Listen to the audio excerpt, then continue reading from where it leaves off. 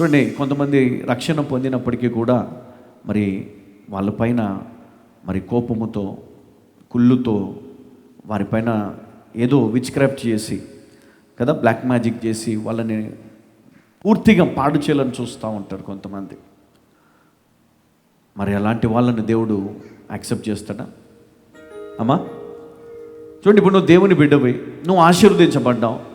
ఇప్పుడు ఎవరో వచ్చి నిన్ను నాశనం చేయాలనుకుంటే చేయగలుగుతారా? ఏం చేస్తాడు దేవుడు చెప్పండి? ఆయన దూతలను అడ్డుగా పెడతాడు. అంటే ఇది ఎప్పుడు జరిగింది? మునుపెప్పుడో నీ జీవితంలో జరిగింది.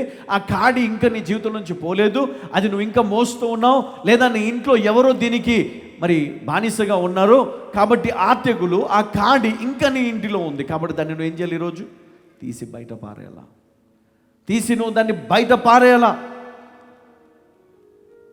ఎప్పుడైతే నువ్వు దాన్ని బయట పారేస్తావో అప్పుడు నీ జీవితంలోనికి దేవుడు నూతనమైనటువంటి మరి దీవెనలను దేవుడు కుమ్మరిస్తాడు. హల్లెలూయా, హల్లెలూయా. సంఖ్యాకాండం 22:24 నుండి, యెహోవా దూత ఇరుప్రక్కలను గోడలు గల ద్రాక్ష తోటల సందులో నిలిచెను.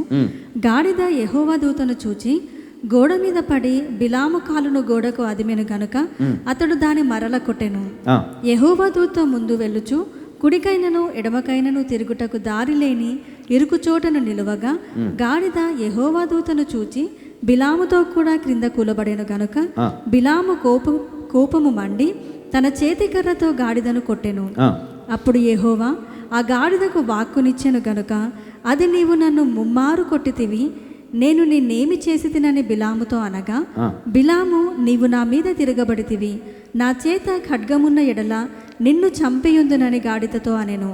అందుకు గాడిద, నేను నీదాననైనది మొదలుకొని నేటి వరకు నీవు ఎక్కుచూ వచ్చిన నీ గాడిదను కానా, నేనెప్పుడైనా నీకిట్లు చేయుట కద్దా అని బిలాముతో అనగా అతడు లేదనెను. అంతలో యెహోవా బిలాము కన్నులు తెరిచెను కనుక దూసిన ఖడ్గము చేత పట్టుకొని త్రోవలో నిలిచియున్న యెహోవా దూతను అతడు చూచి తల వంచి సాష్టాంగ నమస్కారము చేయగా, యెహోవా దూత, ఈ ముమ్మారు నీ గాడిదను నీ వేల కొట్టితివి, ఇదిగో నా ఎదుట నీ నడత విపరీతమైనది కనుక నేను నీకు విరోధినై బయలుదేరి వచ్చి తిని, ఆ గాడిద నన్ను చూచి ఈ ముమ్మారు నా ఎదుట నుండి తొలగెను, అది నా ఎదుట నుండి తొలగని ఎడల నిశ్చయముగా నేను అప్పుడే నిన్ను చంపి దాని ప్రాణమును రక్షించి ఉందునని అతనితో చెప్పాను. చాలమ్మా, ఇక్కడ ఒకటి జరిగింది. ఎప్పుడైతే మరి బిలాము ఆ స్థలానికి వెళ్తున్నాడో ఆ దూత మరి గాడిదకు కనపడింది.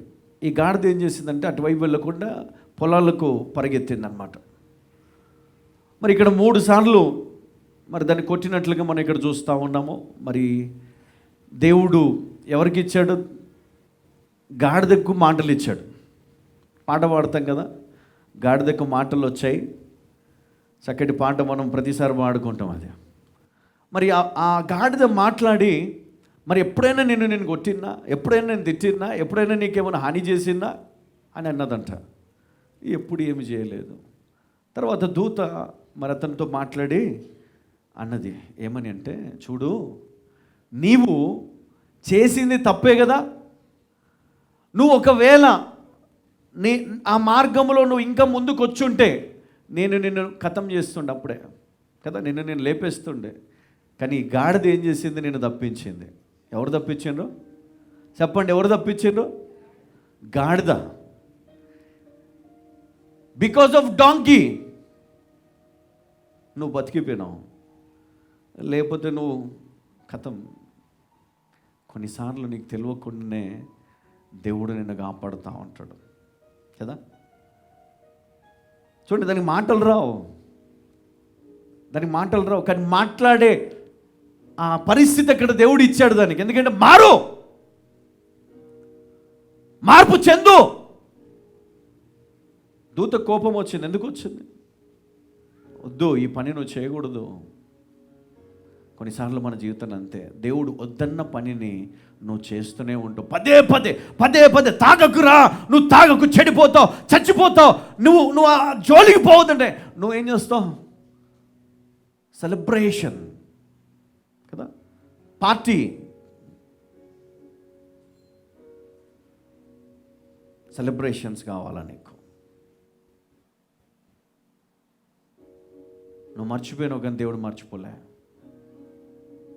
వినోదాలు కావాలా తాగడానికి కదా? నువ్వు తాగుతున్న సంగతి నీకు తప్ప ఎవరికి తెలియదు ఇప్పటిదాకా, కానీ దేవునికి తెలుసు కదా. విస్కీ తాగాల్సిన పనిలే, రమ్ము తాగాల్సిన పనిలే, నువ్వు తాగే చిన్న చిన్నవి చాలు కదా. కొంతమంది అంటారు, ఏ బ్రదర్ పెద్ద పెద్ద ఏం తాగని చిన్న చిన్న తాగుతాను. అది చాలరా నీ జీవితం చక్కనాకపోవడానికి. అమ్మ కొంతమంది ఉన్నారు యేసుక్రీస్తుని ఆరాధిస్తూ కదా, దేవుణ్ణి ఆరాధిస్తూ పూజిస్తూ వాళ్ళు ఏమనుకుంటారో వీళ్ళు ఏమనుకుంటారని నువ్వేం చేస్తున్నావు? నువ్వు కూడా తప్పు చేస్తున్నావు.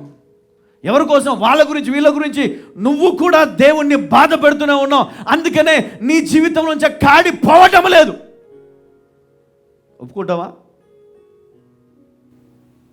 లేదా వాళ్ళ కోసం వీళ్ళ కోసం వీళ్ళ కోసం వాళ్ళ కోసం అని దేవుణ్ణి బాధ పెడుతూ ఉన్నాను. ఇంకా కొంతమంది తల్లిదండ్రులను బాధ పెడుతూ ఉంటారు కదా. నీ సంతోషం కోసం, నీ సుఖము కోసం వాళ్ళని లక్ష్య పెట్టు ఉన్నావు. తల్లిదండ్రులను సన్మానించమన్నాడు, దీర్ఘాయుష్మంతుడు కావాలంటే కదా. ప్రతిదీ నువ్వు జ్ఞాపకం చేసుకోవాలా. ప్రతిదీ దేవుని దృష్టిలో మరి ఇవన్నీ కూడా కౌంట్ చేయబడతాయి, క్యాల్కులేట్ చేయబడతాయి. చివరికి వచ్చే మరి ఆ యొక్క పరిస్థితులను మనం ఎదుర్కోవాల్సి ఉంటుంది. అందుకే ఈరోజు మన జీవితంలో మనము ఎన్నో పరిస్థితులు మనం చూస్తున్నామో, దాటుకుంటూ వెళ్ళిపోతున్నాం, సంవత్సరాలు గడిచిపోతున్నాయి, మరణానికి చేరువవుతున్నాం, కానీ మార్పు రాలే. ఇంకా దేవుని మాట వింటావు, దేవుని వాక్యం వింటావు, వెళ్ళి పక్కన వెళ్ళి నాకు చెప్పు, చేయి చూసి చెప్పు, నేను ఎంతకాలం బతుకుతాను, నేను దీవించబడతానా, ఆశీర్వదించబడతానా, నా డేట్ నా టైం అన్నీ చూసి చెప్పు, నా జీవితం బాగుంటుందా? దేవుని మీద నీకు నమ్మకం లేదా? విశ్వాసం లేదా? దేవుని పైన ఆధారపడలేవా? చాలాసార్లు మనం చేసే మిస్టేక్స్ అన్నీ. దేవుడు అన్నాడు, నేను నిన్ను స్వస్థపరిచాను, ఇంకా ఎందుకు భయపడతావు? ఇంకా ఎందుకు? నువ్వు బయటికి రా, ఆ మరణ భయం నుండి బయటికి రా. నేను నీకు జీవమునిచ్చాను, నీకు నూతనమైన శక్తిని ఇచ్చాను, నువ్వు బయటికి రా. ఇంకా ఎందుకు భయపడతావు నువ్వు? ఇంకా ఇంకా ఇంకా కొంతమంది ఇంకా భయంలోనే బ్రతుకుతాం. అందుకనే ఓటమి ఇంకా మిమ్మల్ని విడిచిపోవట్లేదంట. ఎప్పుడో దేవుడు నిన్ను విడిపించాడు, ఎప్పుడో దేవుడు రక్షించాడు, ఎప్పుడో కాపాడాడు. కొంతమంది గిఫ్ట్స్ ఇచ్చాడు దేవుడు, అభిషేకం ఇచ్చాడు, కొంతమందికి తలాంతులు ఇచ్చాడు. అయినా దేవుడు మరి ఇక్కడ ఉన్న మీ అందరినీ కూడా మరి బలపరుస్తూ, ధైర్యపరుస్తూ హెచ్చరిస్తున్నాడు. ఈ లోకం వైపు మీరు వెళ్ళకండి. ఈ లోకపు తీర్పును ఖచ్చితంగా ఈ లోకము పొంది ఉన్నది కాబట్టి, అందులో ఉన్న మీరు క్రీస్తు రక్తము చేత కడగబడ్డ ప్రత్యేకమైనటువంటి వారు, నేను ఎన్నుకున్న పిలువబడ్డవారు కాబట్టి మీరు నా చెయ్యి విడవద్దు. ఎప్పుడు కూడా మీరు దేవుని తట్టు తిరిగి ఉండాలా.